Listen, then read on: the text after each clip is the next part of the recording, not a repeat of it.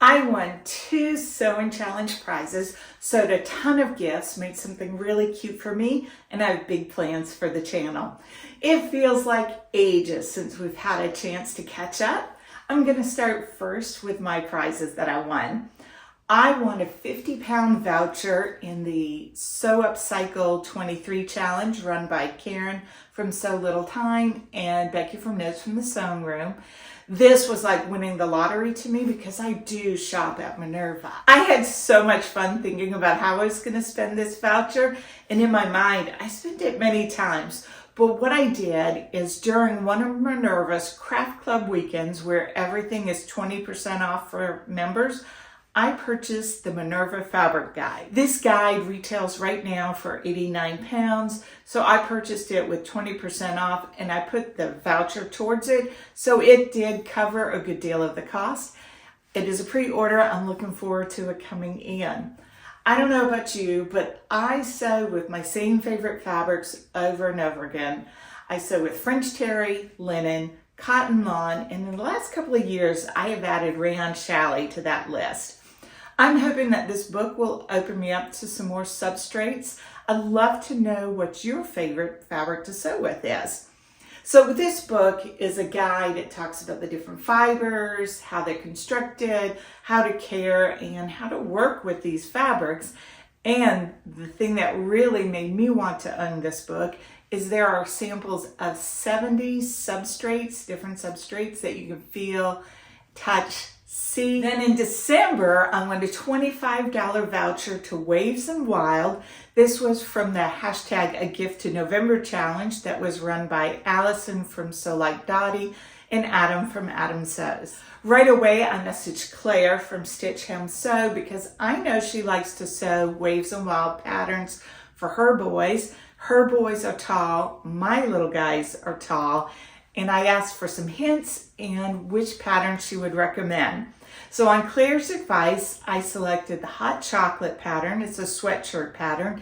And then I also added the Explorer Raglan Tee. I sew a lot for children, so I think that these patterns will be very useful in my stash, and I look forward to giving them a try. If you've not already seen my review on my Pogonip Pullover by Friday Pattern Company, this is my first make for 2024. I love so much about this pattern. I love the neat and concealed seams. I love the snaps, the style, the fit. I think I adore the pockets. So it has these well pockets on the front. The pocket bags are covered and they're also sewn down into the hemband. And I love that. You don't have the pockets shifting all over the place. Highly, highly recommend the Pogonip Pullover.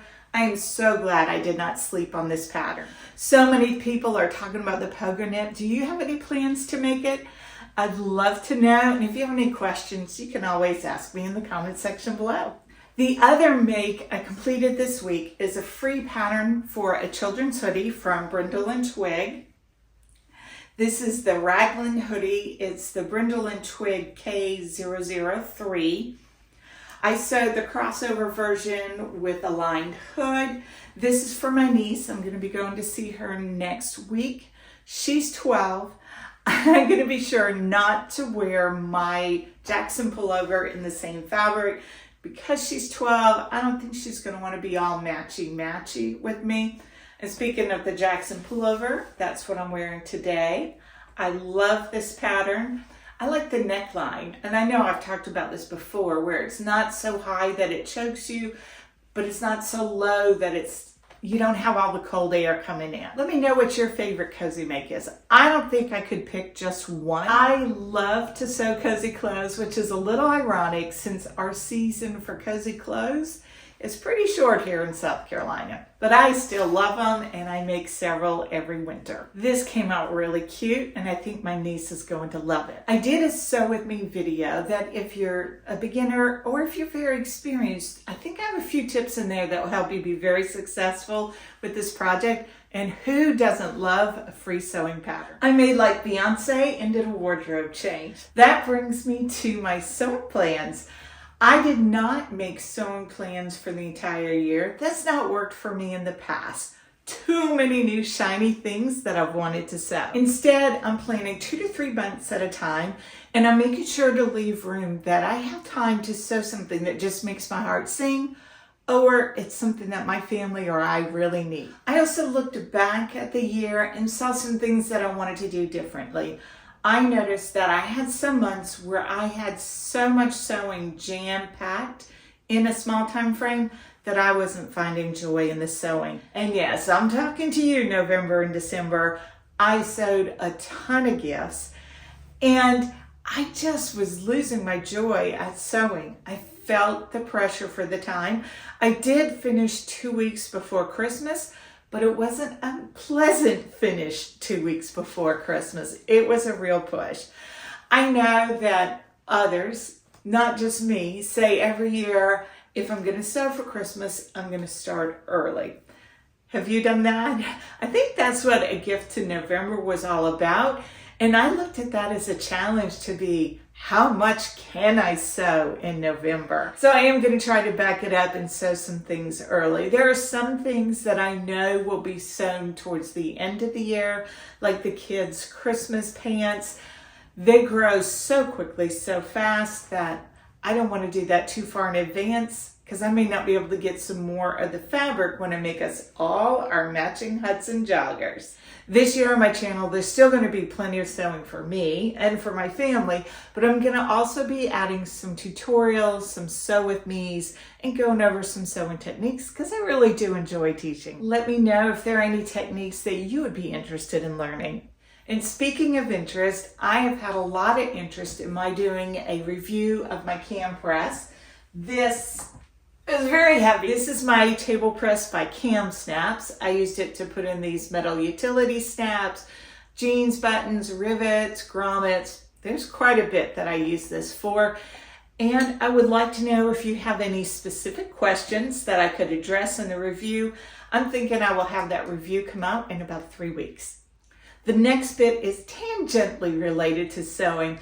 I'm going to be sewing more for my stash that's both fabric and patterns. Couple of reasons. One, I'm a little bit overwhelmed by the size of my stash. I have a lot of beautiful things, so it's really no hardship to be sewing mostly from my stash. The other is we're going to be doing some remodeling here. The first project on the list is to gut and renovate our hall bathroom upstairs. We knew when we bought this house that that was an eventual project, but that crazy shower insert that looks like a time travel device is just not working properly. So now it's become a now project. We get a lot of family coming to stay overnight with us, so this needs to happen. Mama needs a new bathroom more than Mama needs new fabric. We got a quote and that project will probably start in April.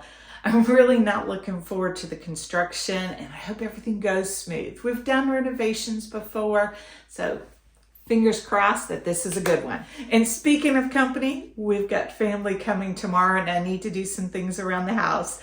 Happy sewing.